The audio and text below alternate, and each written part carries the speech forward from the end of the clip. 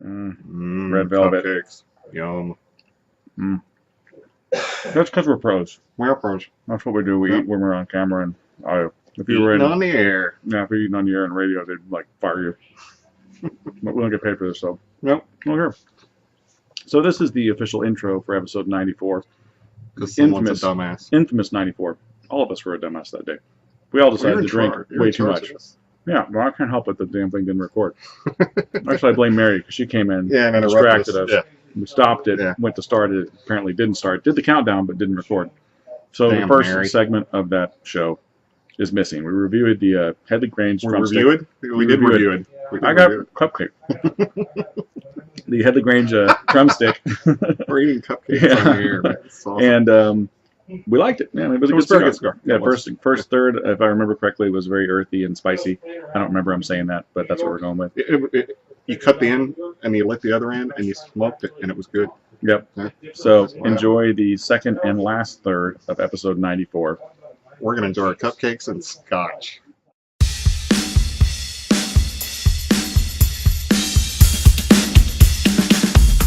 So it hit the bottom. Yeah.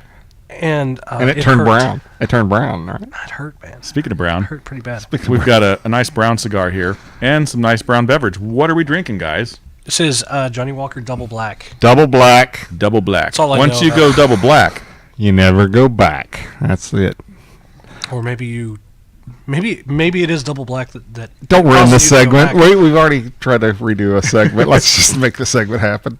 This is only the second take. Full disclosure, we each had a little bit of tar. Yes. At the tip of the cigar. Now, to be fair, I had tar awful. on the 888 that I had last week, and it does happen occasionally. It's a handmade cigar, so it's organic. It's you cut it, and guess what? The tar's gone. So we're going to give it a go. Let's and see if the tar's gone. If the tar didn't come back. If the Dakar. If the Dakar, yeah. If the Zycar Dakar. Dakar.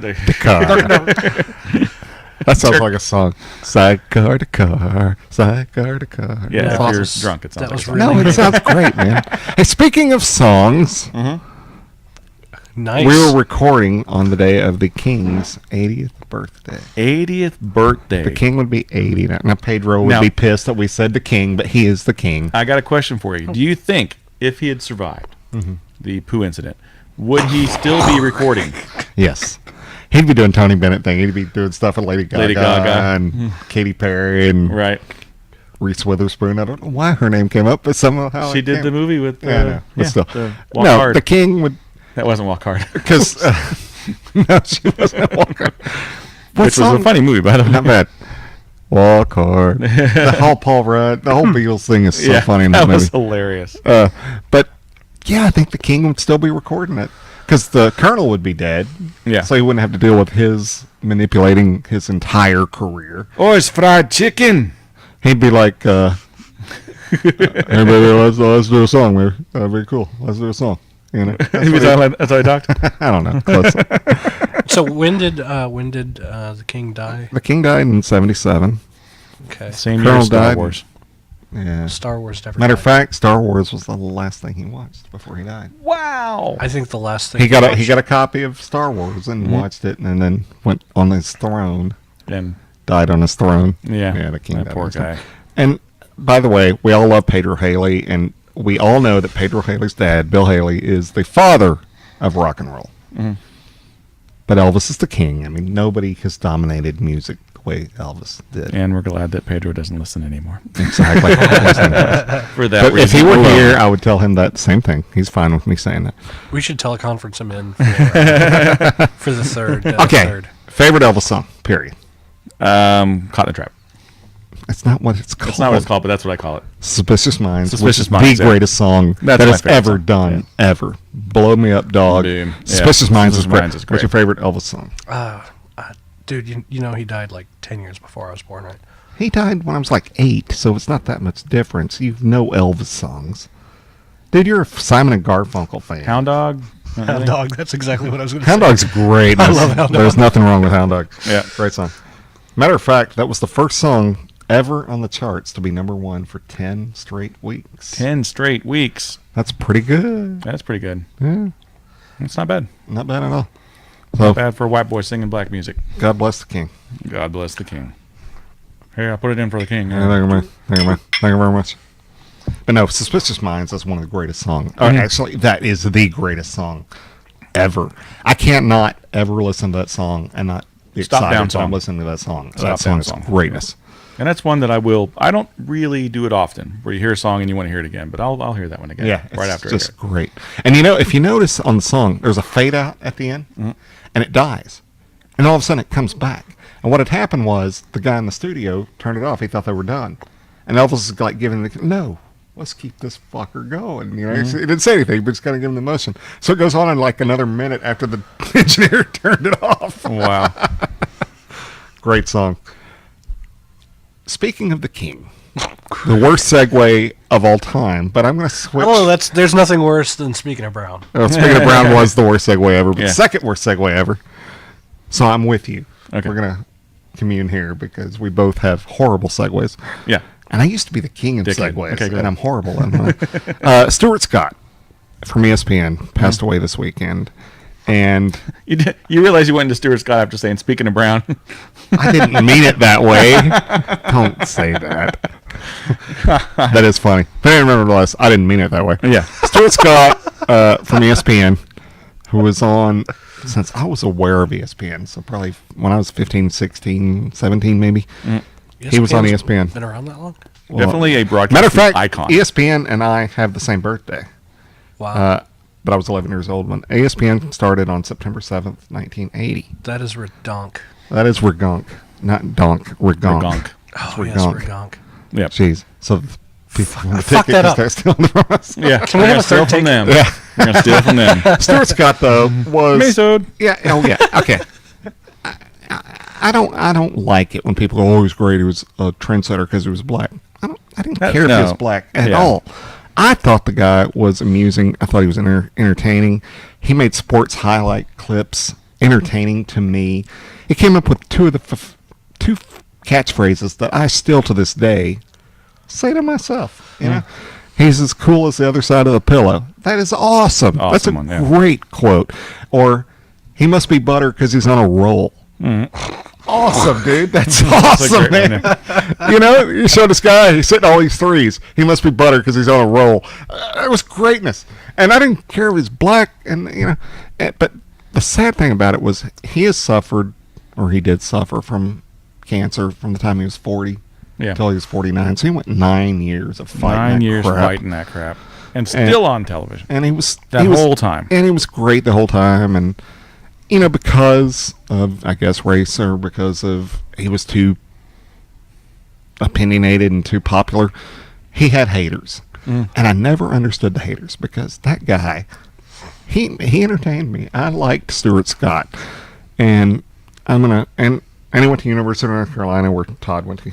So we're going to give a shout out to Stuart Scott. Stuart Scott, thank you, buddy. Stuart Scott. Thanks for all the memories and all the great coverage. He was so funny. He was good. And, you know, I don't know, I guess as you get older, you appreciate life so much more on a daily basis. He had a 19-year-old daughter and a 15-year-old daughter. Yeah. And I just hate that they're going to live the rest of their life. Left a legacy for him, though, man. Yeah, he did, but it just sucks that they're going to live so much of their life without their dad.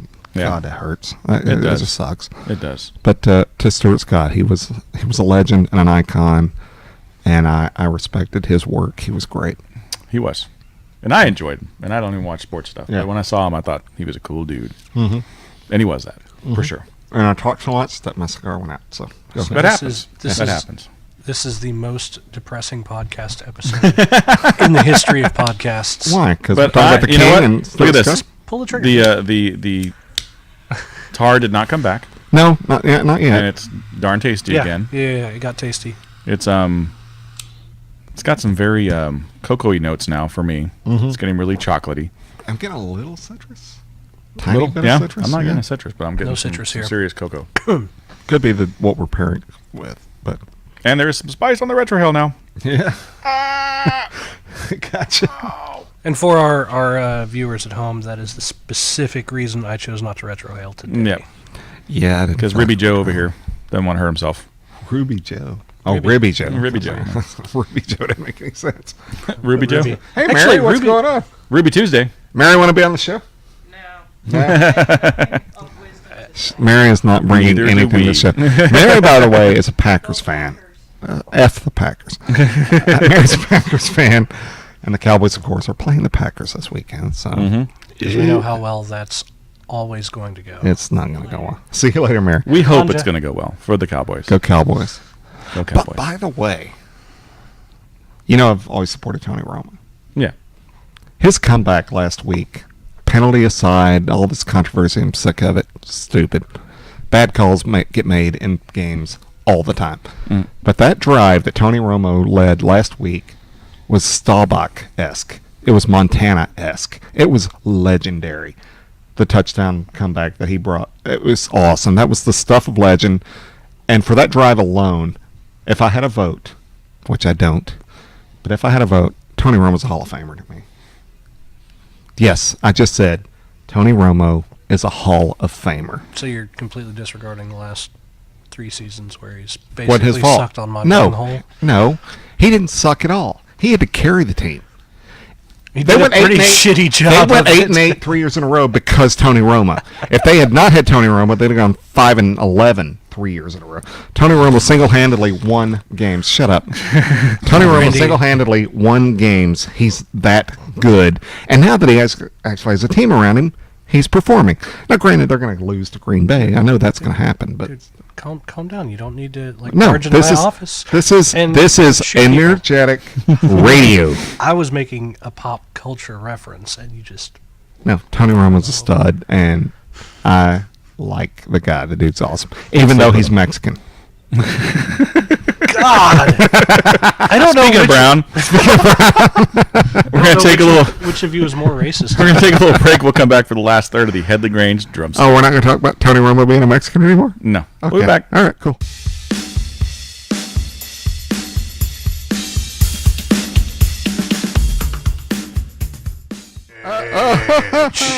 I've got big balls. You don't know that song? I've got the big balls and I cannot lie. No. Jesus Christ. I've got the biggest balls of them all. We'll probably have to pay AC/DC something now. I know, probably something. Yeah. And so we're back for the last third. Yes, we are. Of the Headley Grange. Yes, drumstick. Sir Mix-a-Lot. We have to him a lot too. Sir Drinks a Lot? What's his name? Who did Sir Mix-a-Lot? Mix-a-Lot. Yeah, I said Mix-a-Lot. Did you say Mix-a-Lot? Yes, I didn't hear you say Mix-a-Lot. Yeah. That's Sir Mix-a-Lot. Yeah, that was one of the greatest songs ever to come out. Was that around the same time as the Me So Horny thing? Or was it after?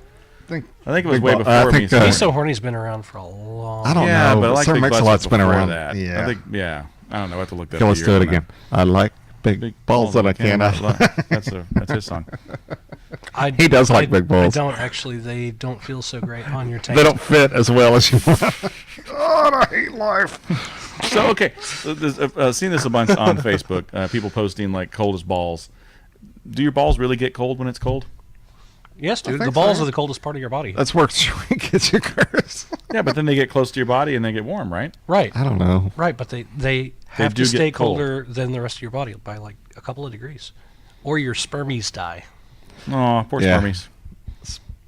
This conversation's awesome. We suck. We're the worst broadcasters ever. What? You and I don't have the problem of spermies dying. No, my spermies are no longer active. My spermies are very active. Very active. That is for you hotties that out there that want some Randy spermies. If you want good sperm and you cannot lie. Sorry.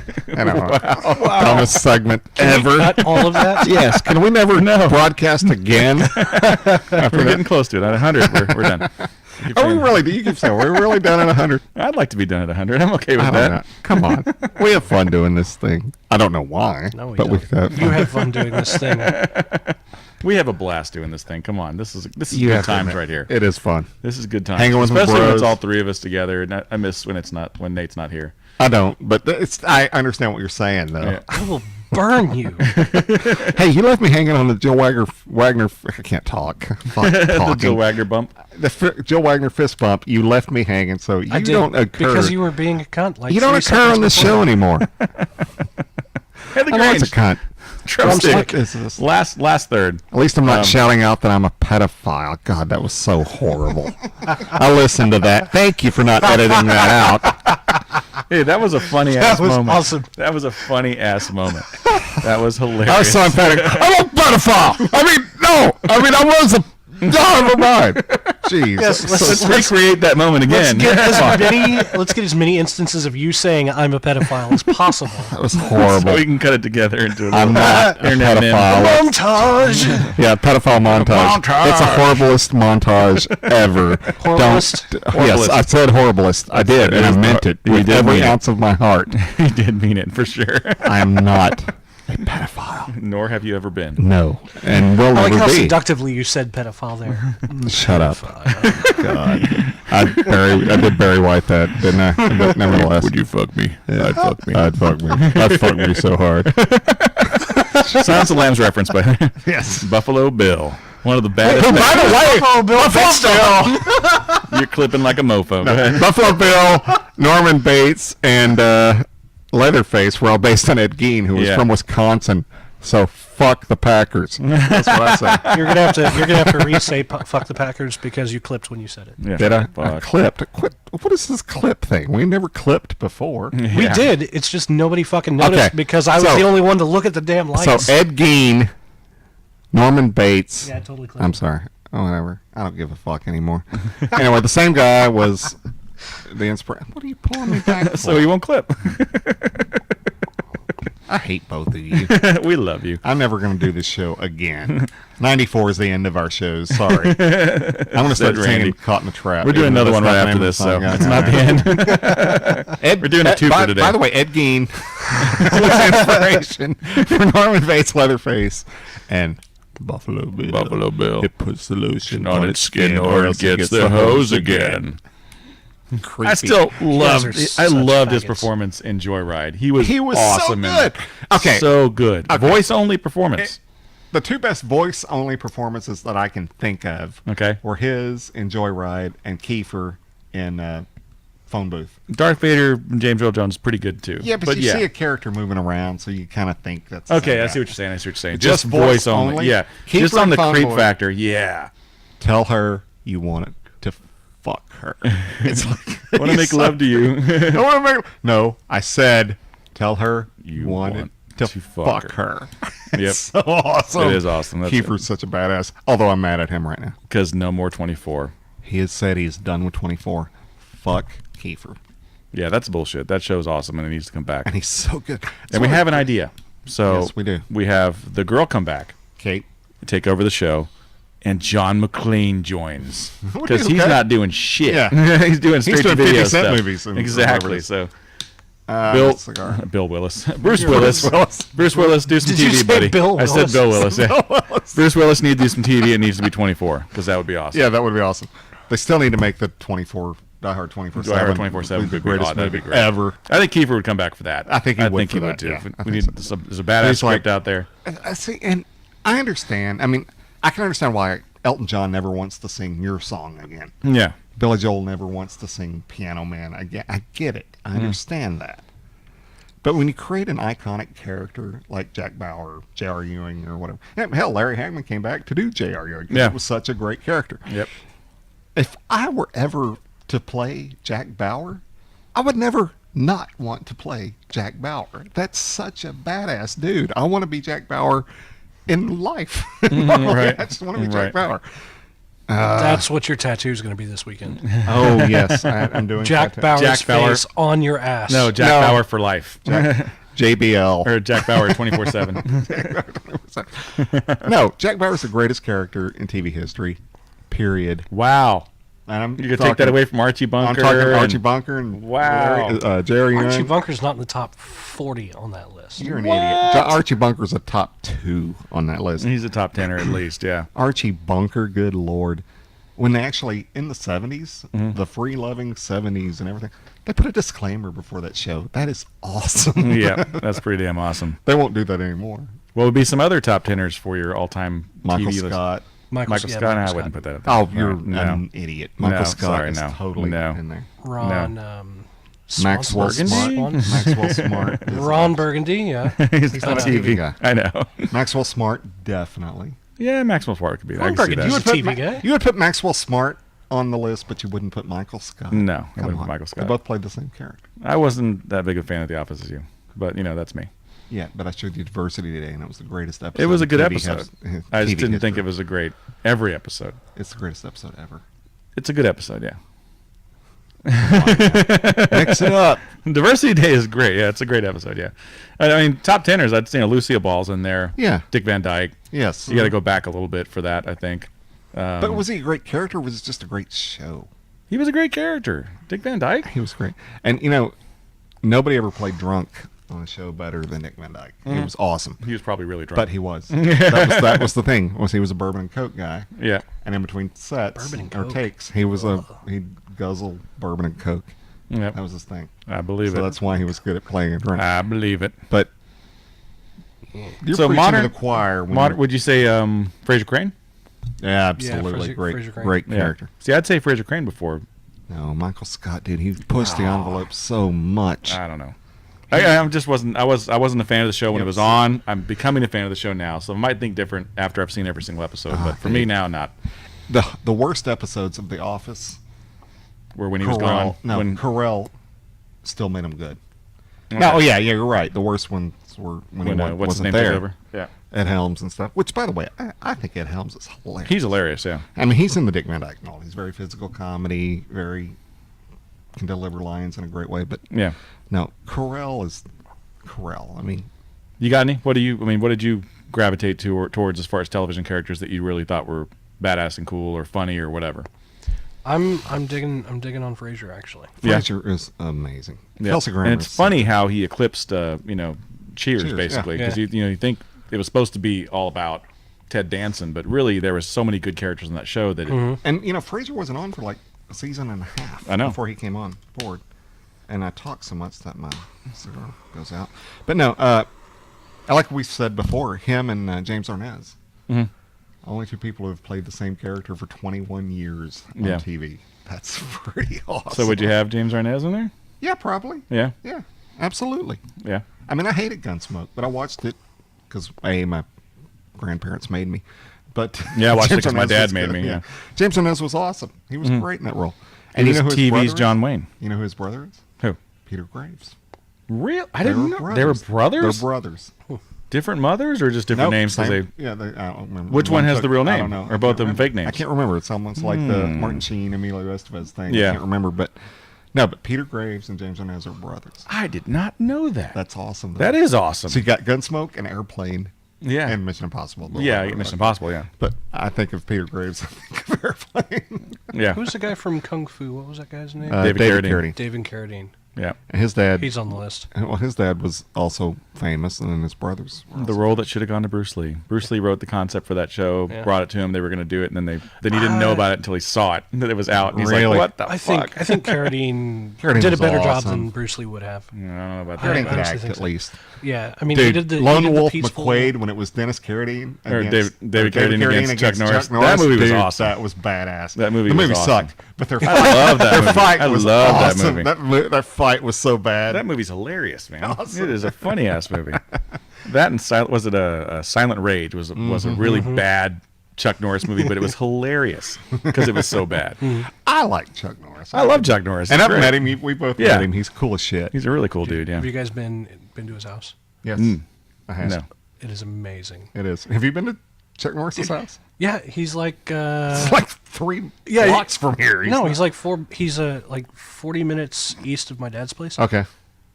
But he also has a place in Richardson. Does he? Yeah, I did not know that. that. In Richardson. Yeah. You've been to his house? Been to his house. It's like a 4 or 5 story thing. He's got a pool on the second to the top floor. Is he a pond too? It's so badass. Cement pond? Pool or pond? Oh, Ellie Mae died. Yeah, I saw that. Yeah. Ellie Mae died the other day. Ellie Mae died. From Beverly Hillbillies, yeah. Yeah. They're all dropping like flies. Speaking of Elvis, Elvis did her so much. Bring and it back dumped down. her. Mm-hmm. He dumped her so hard she became a nun. That's when you know you're the king. Was it after that he did the movie with the nuns? No, it was. No, are you shitting me? That's awesome. Okay, there's my favorite line in TV history was an episode of Happy Days. Okay, and this is all you see. You see the Fonz, and he's on the phone, and he says, What makes me think I'm so cool? Click. Phone rings again. That's what makes me think. Greatest things in TV history. The Fonz would be on that list. Yes. He's definitely one of Absolutely. TV's iconic characters, for sure. And remember, the Fonz also confronted another TV icon. Oh, who's that? Mork. Remember when Fonzie and the Mork? Yeah. And Mork had a fight on Happy Days. It was so awesome. I've forgotten that episode. That episode didn't happen. It happened. It was awesome. That episode did not happen. Was that before the jump in the shark? Or after the jump in the shark? But remember they mentioned that on Friends when Phoebe's going to have the baby, a mundo? Yeah. You're 8 centimeters dilated, a mundo. Awesome. And you can't really pick a friend if you're going to pick one. Who would you pick? Joey? On the Friends? Yeah. Joey. Joey. Definitely Joey. He'd be the best friend. And you know it was Who would I want to do? Jennifer. Rachel. Yeah. The show was written around Schwimmer, apparently. He was the first one cast. I'm like, what? He was the one they wanted, and they paid him more than Who the anybody hell the was he season. at that time? How? But you know what? I'll give him credit that after... He plays awkward really well. He does. He does.